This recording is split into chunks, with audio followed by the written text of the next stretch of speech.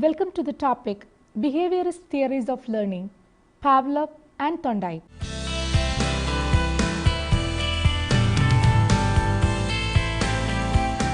Pavlov's classical conditioning. Pavlov, a Russian physiologist, won Nobel Prize in Physiology in 1904 for his research on digestion.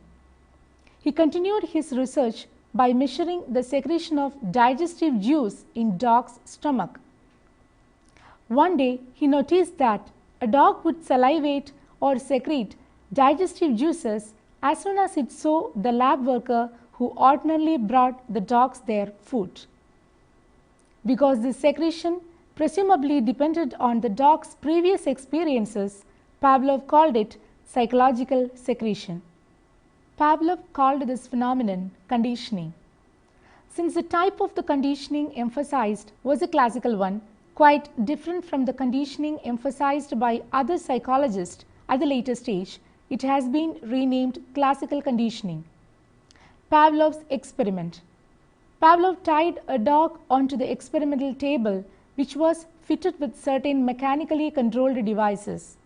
The dog was made comfortable and distractions were excluded as far as possible. The observer kept himself hidden from the view of the dog, but was able to view the result of the experiment by means of a set of mirrors. Arrangement was made to give meat to the dog. Every time the meat was presented, the bell was rung too. When the meat was presented, there was natural secretion of saliva from the mouth of the dog just at the mere sight of the meat. After that, a bell rang, but the dog didn't salivate at the sound of the bell. The activity of presenting the meat accompanied with the ringing of the bell was repeated several times. So the sound of the bell and sight of the meat got interconnected. Next time the dog was given no food, but the bell was rung. It was found that even in the absence of the meat, that is a natural stimulus, the ringing of the bell, that is the artificial stimulus, caused the dog to secrete the saliva, that is natural response. In this experiment, the dog learned to salivate at the sound of the bell. Establishment of this new artificial association is what is known as conditioning. The natural stimulus can thus be said to be unconditioned stimulus US, the natural response unconditioned response UR, the artificial stimulus the conditioned stimulus CS, and the response to the conditioned stimulus the conditioned response, that is CR. This kind of learning in terms of conditioned response was named as learning by conditioning. The process of strengthening a conditioned response through immediate association of US and CS is called learning by conditioning. Diagrammatic representation of Pavlov's experiment.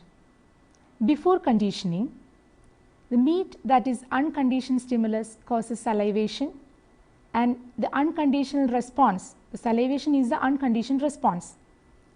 The bell, that is a conditioned stimulus, causes no salivation. But during conditioning, both meat and bell, that is unconditioned stimulus and conditioned stimulus, together cause salivation. But after conditioning, the bell, that is conditioned stimulus, causes salivation, that is a conditioned response. Once Pavlov had demonstrated the manner in which classical conditioning occurs, inquisitive psychologists wondered what would happen after various changes in the procedures. Their investigations, prompted by practical concerns and theoretical concerns, have revealed many phenomena that are related to classical conditioning. Here are a few of the main ones. Reinforcement, extinction, and spontaneous recovery. The history of a simple conditioned reflex begins with its acquisition through repeated reinforcement, that is, the repeated following of the conditioned stimulus by the unconditioned stimulus and response at appropriate time intervals. When reinforcement is discontinued and the conditioned stimulus is presented alone, unaccompanied by the unconditioned stimulus, the conditioned response gradually diminishes and disappears, a process that is called experimental extinction. Suppose we classically condition a response and then extinguish it. Several hours or days later, we present the conditioned stimulus again. In many cases, the conditioned response will reappear. Stimulus generalization and discrimination. An individual who learns to respond to one stimulus will respond similarly to similar stimuli. However, it is difficult to specify the dimensions along which we should measure similarity. If one stimulus is followed by an unconditioned stimulus and another stimulus is not, the individual will come to discriminate between them. Educational implications of conditioning. Pavlov's classical conditioning has educational implications in terms of the presentation of appropriate stimuli in various learning situations. For example, the teacher shows the child the picture of a horse together with the written form of the word that is pronounced to. Also, the teacher asks the student to say horse every time when the picture of the horse is not presented but only the written word horse is shown. But the child responds to it by saying horse. He associates the written word horse with the picture of the horse and sound of the word. The conditioning process can help the teachers a lot for developing desirable habits, interests and attitudes in children. Just as good habits can be cultivated in children by conditioning and bad habits can be eliminated by disconditioning. Fears, phobias and prejudices are acquired as a result of conditioning process. They can be cured by deconditioning and reconditioning by associating the objects that evokes fear continuously with a pleasant stimulus. Module 2, Thorndike's bone theory or trial and error theory. Shortly before Pavlov performed his innovative experiments, Edward L. Thorndike, Harvard graduate student, had begun to train and test cats in his basement. Seeing that earlier experiments had dealt only with animal intelligence, never with animal stupidity, he devised a simple behaviorist explanation of learning. In one of his experiments, for instance, he put a hungry cat in a puzzle box. There was only one door which could be opened by correctly manipulating a latch. A fish was placed outside the box. The smell of the fish acted as a strong motive for the hungry cat to come out of the box. The situation is described by Thorndike himself as, it tries to cuse through every opening. It claws and bites at the bars or wires. It thirsts its paws through any opening and claws at everything it reaches. In this way, it made a number of random movements, and in one of the random movements, the latch was manipulated accidentally. The cat came out and got its food. In another trial, the process was repeated. The cat was kept hungry and placed in the same puzzle box. The fish and its smell again worked as a motive for it to get out of the box.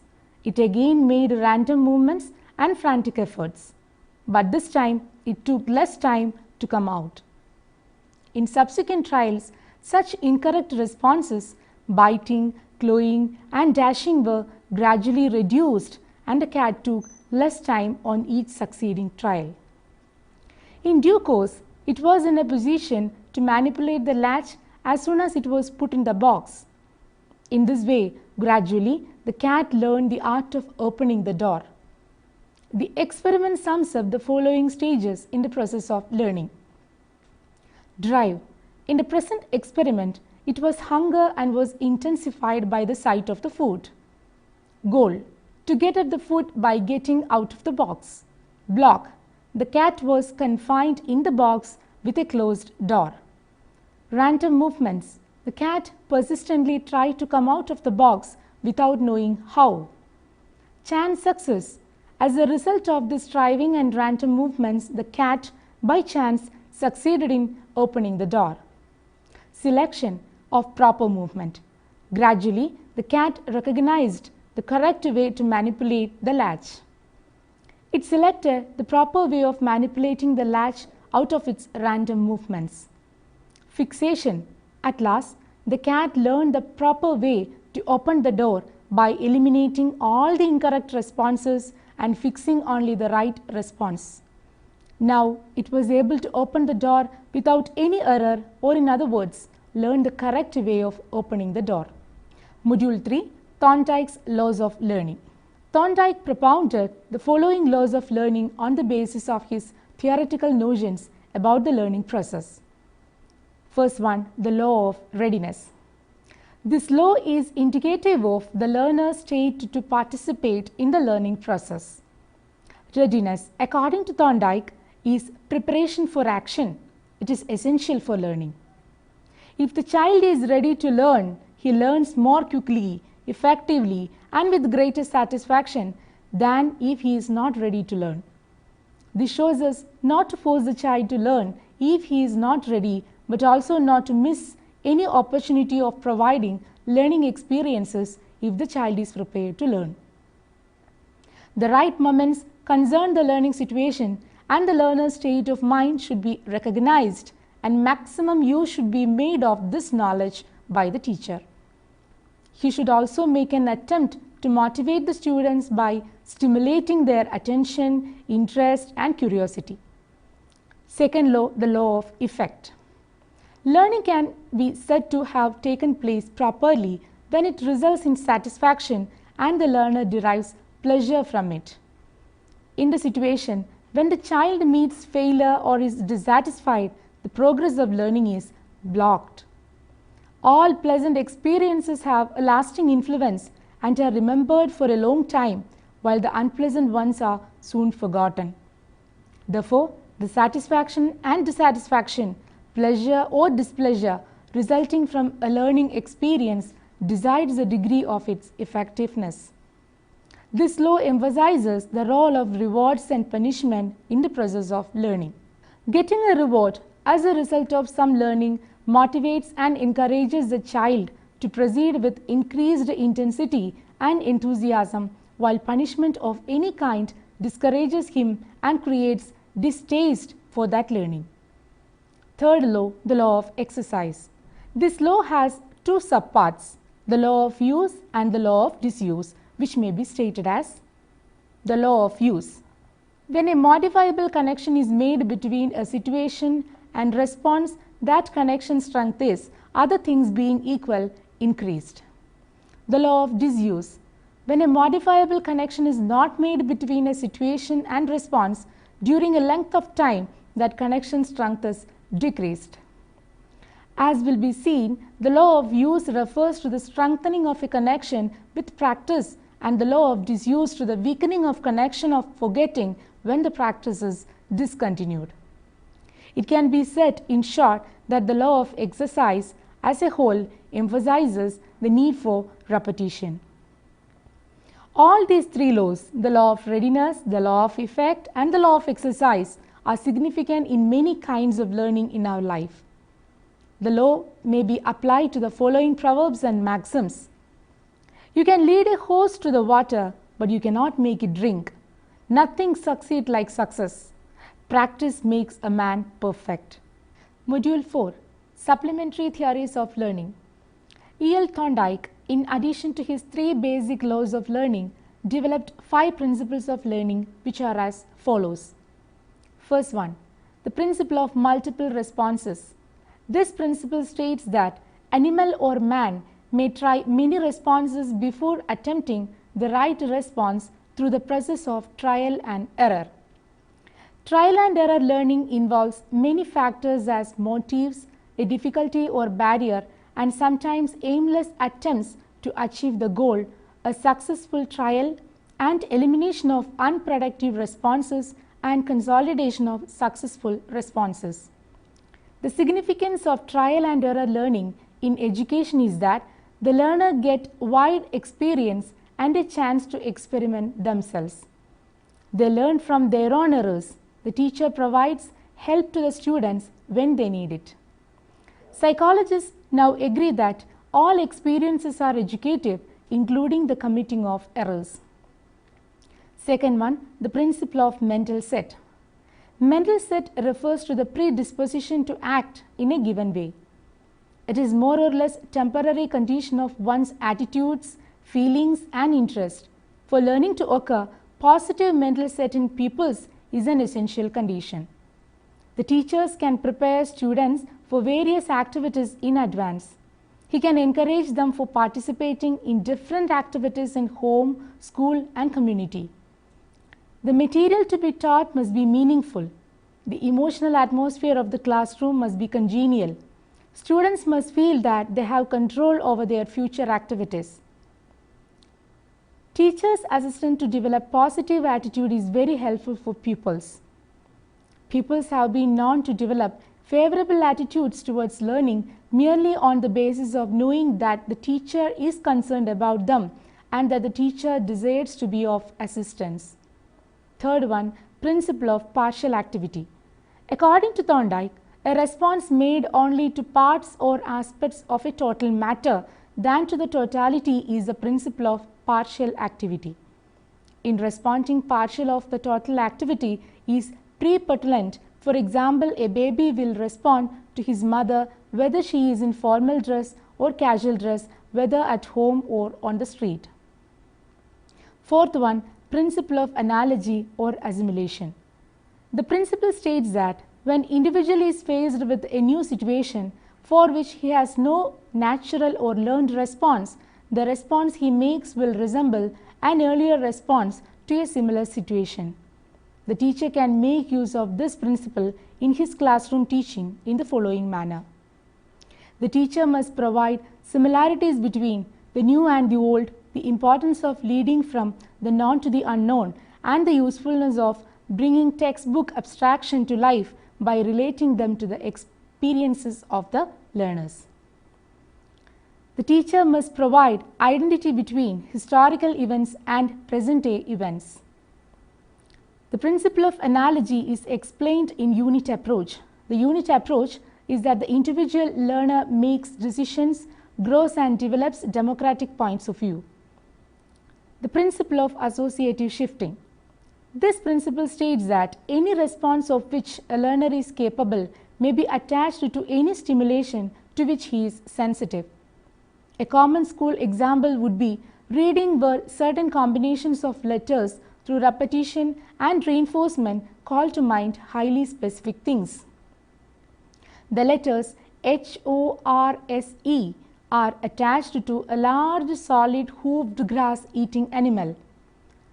Associative shifting may then cause these same letters to mean a device on which wood may be held while it is being sewed. The teacher can use this principle in the following ways. Habits, attitudes and interests that children develop in school inevitably form the working equipment with which they will perform their functions as adults. Respect for objective viewpoint, systematic methods of problem solving, concern for others and effective work habits should be developed in students. Thorndike's contribution in the field of learning. Thorndike's theory of trial and error is of great significance in the field of education. It explains the process of learning among animals and human beings on the basis of actual experiments. Not only human learning but animal learning also follows the path of trial and error.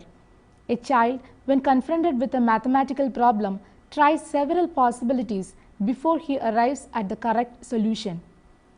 Even discoveries and inventions in the various fields of knowledge are the result of the trial and error process. For example, Archimedes was confronted with a problem set by his emperor. There was a drive in that he would be beheaded if he failed to find a solution to the problem. There was a block in that he could not think of any solution. The problem was difficult.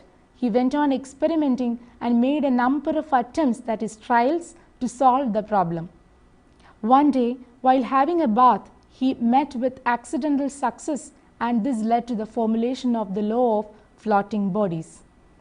Excessive indulgence in the methods of trial and error without caring for the development a logical line of thought should not, however, be encouraged under any circumstances.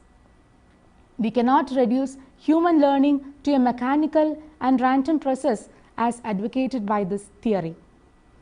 It must be supported by reason, understanding and insight.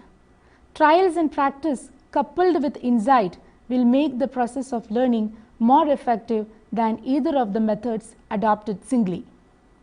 Thorndike's laws of learning carry some useful implications. These are: if one wants to learn something, one should be prepared oneself for it by first understanding fully its importance. An instructor or a teacher, on the other hand, in order to teach effectively, must try to prepare the learner by bringing the mechanism of motivation into play. Whatever we want to learn or teach, we must first identify the aspects which are to be remembered and those which may be forgotten. After this, we may try to strengthen the links or connections between the stimuli and responses of those things which are to be remembered through repetition, drill and reward. For forgetting, the connection should be weakened through disuse and unpleasant results. What is being taught or learned at any one time should be linked with the past experiences and learning on the one hand and with the future learning on the other, in order to benefit from the mechanism of association, connection or bonds in the process of learning. The learner should try to see the similarities and dissimilarities between the different kinds of responses to stimuli, and by comparison and contrast try to apply the learning from one situation to another similar situation. The learner should be encouraged to do his task independently. He must try various solutions of the problem before arriving at the correct one. But in every case, he should be careful not to waste his time and energy by proceeding blindly and repeating his mistake. In short, Thorndike's theory of trial and error learning and his laws of learning have been a significant contribution to the field of learning. It has made learning purposeful and goal-directed and has emphasized the importance of motivation. It has also given an impetus to drill and practice and highlighted the psychological importance of rewards and praise in the field of learning. Let's summarize the major points discussed in this session. This unit has given description of major behaviorist theories. It includes Pavlov's classical conditioning theory, Thorndike's trial and error theory. Though all these theories come under a single title behaviorist, their differences cannot be ignored. These theories have wider educational implication. The principles of classical conditioning are found to be very useful for the modification of behavior. Thorndike's laws of learning have made learning purposeful and goal-directed and has emphasized the importance of motivation. Now, you can attempt to answer the following questions given here.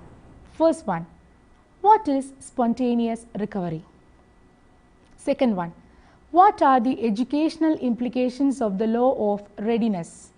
Third one, what is the principle of multiple responses? Fourth one, why Thorndike's theory is called trial and error theory? For further understanding and reading, you can go through the books given here.